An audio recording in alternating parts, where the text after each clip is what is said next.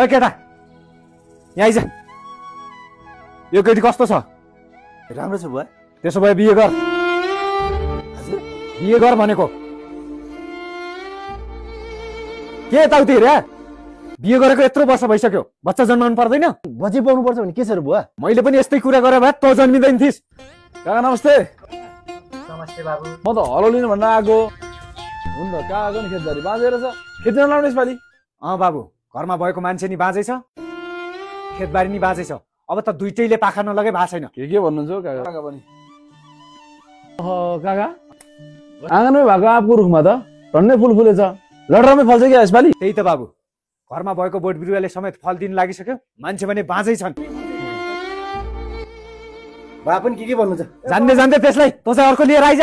होइन काका, के हो कुरा? के हुनु नि कान्छा, बिहे गरेको यत्रो वर्ष भइसक्यो, बुहारीबाट बच्चा हुँदैन। त्यही भएर छोरालाई मैले अर्को बिहे गर भनेको। तेरि काका, अहिलेको जमानामा पनि यस्तो कुरामा टेन्सन लिने हो त?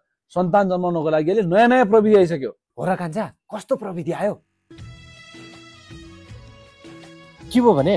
के हुनु नि, तपाईँको बुवाले के भन्नुभएको सुन्नु भएन? जहिले बच्चा चाहियो बच्चा चाहियो। तपाईँको बुवाले मलाई बुहारी नभनेको कति भयो थाहा छ?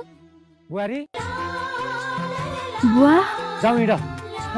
कहाँ हुनु नि? शिशु फर्टिलिटी केन्द्र, बच्चा जन्माउने होइन? हो नि, बाबुले भन्नुभएको आइभीएफ प्रविधिद्वारा बच्चा जन्माउनु मिल्छ रे। त्यही भएर म तिमीहरूलाई लिन आएको। जाउँ हिँड। अनि जानुपर्ने चाहिँ कहाँ हो? कहाँ हुनु नि? हाम्रै चितवनमा छ नि यो शिशु फर्टिलिटी केन्द्र त। लाउनुहोस् बस्नुहोस्।